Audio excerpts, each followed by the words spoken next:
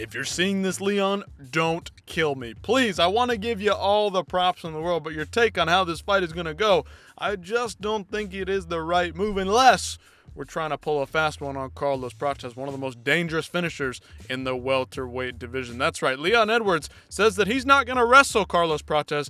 He's going to sprint for a finish on the feet, as he has been trying to do for many, many fights now. Now, Leon, I got a problem. Both you and Fabian have a very similar style, very dangerous strikers in certain moments. If the fight's not going perfectly your way, you seem to crumble into bits. I'd love for this to be an exciting fight, but I feel like Carlos Prates just fights too fast, too mean, and too aggressively for you. But Leon, please, I appreciate the self-humility here. Perfect interview here.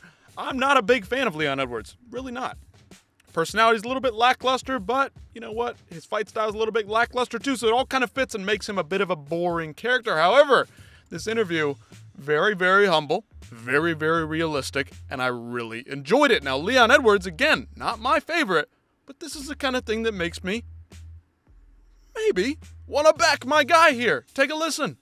The limited stuff that you put out, that you have kind of a plan for this fight and then the next couple fights in 2026. So can you lay it out for us? What are you thinking?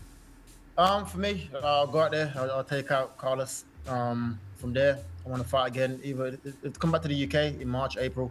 I love to be in that card, and then I want to fight for the world title in the summer. So that's my free fight plan. And who's the ideal guy? There it is. Is it Ian, as stated on this graphic? If he loses, then no. If he wins, then yeah. If Ian loses, nope. If Ian wins, yes. So maybe Bilal rematches in the books. Bilal and Leon, both not the most exciting styles. Maybe they have to fight each other to get back into the title picture. But here it is, talking about the fight specifically with Carlos Prates, how he thinks it's going to go, what's going to happen. Let's take a listen and see what he had to say.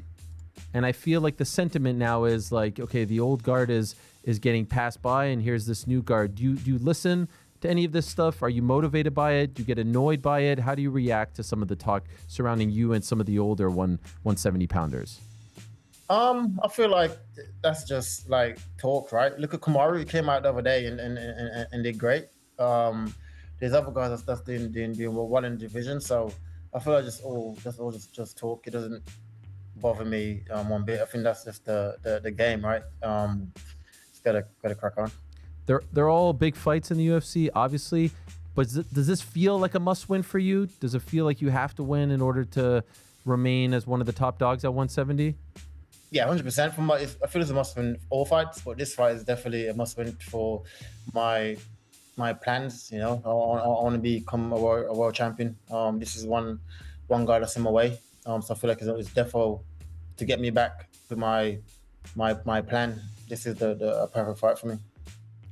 He says it's a perfect fight. I have to disagree, Leon. But I will say, going on 3 straight losses, if he loses to Carlos Prates here, may spell the end for Leon Edwards, as we know him as a top contender. This guy's always lulled everyone into boring fights and come out the victor. Some of them have been exciting. Of course, the Kamaru Usman head kick knockout was pretty damn good. But other than that, what else have we been looking forward to for Leon Edwards? Not a lot. So we have to keep it moving right along, because Leon may be swept by the wayside. For his sake, it may just be the result of the fight game. The UFC's train is always moving right along, but it's been 6 years since he fought anybody that's not a wrestler. It's been a long time. The Gunnar Nelson fight even, grappler. So what could he do here?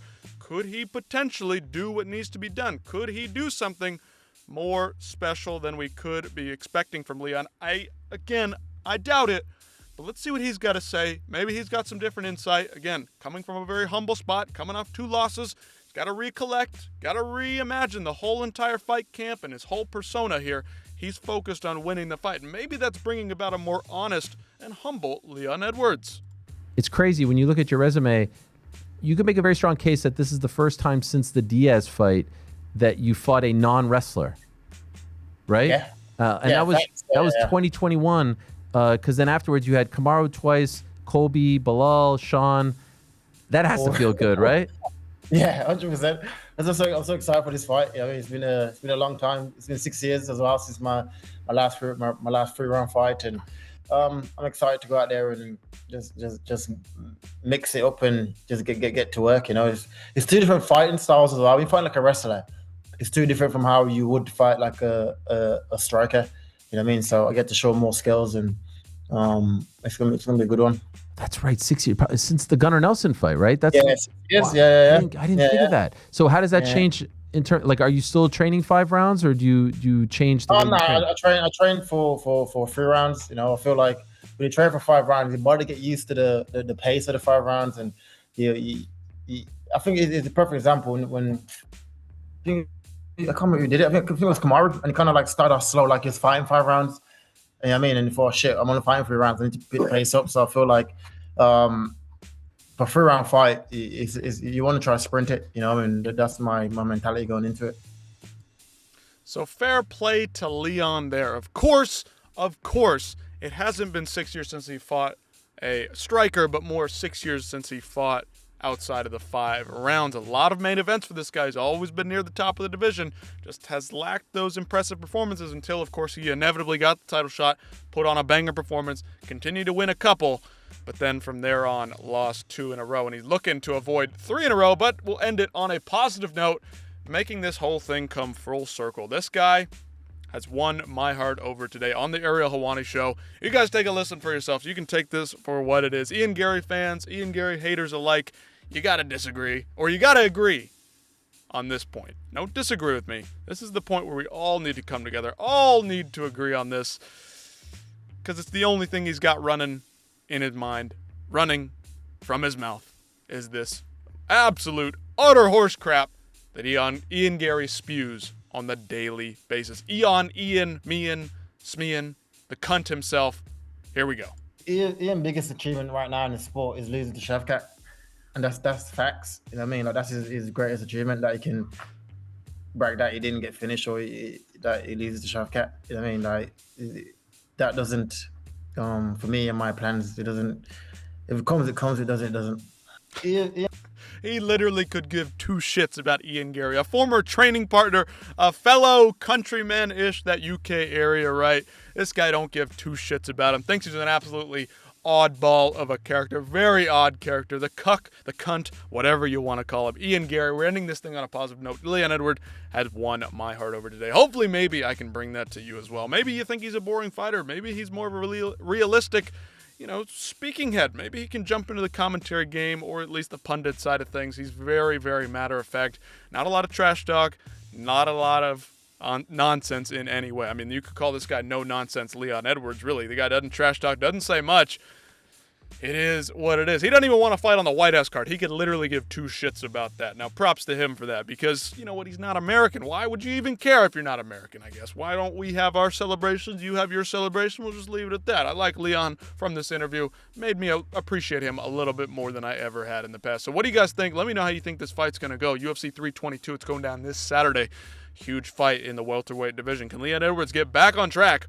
Or is Carlos Prates going to run all over him, spinning back elbow? Who knows what's going to happen? Flying knee, crazy wheel kick, rolling thunder. We don't know what to expect. It could be a head kick from Leon Edwards for all we know. I mean, again, that's up to you guys to let me know, and we'll talk about it more as the week continues. Again, don't forget to like, share, comment, subscribe. Do the whole thing so we can keep this train rolling. I'll see you guys next time.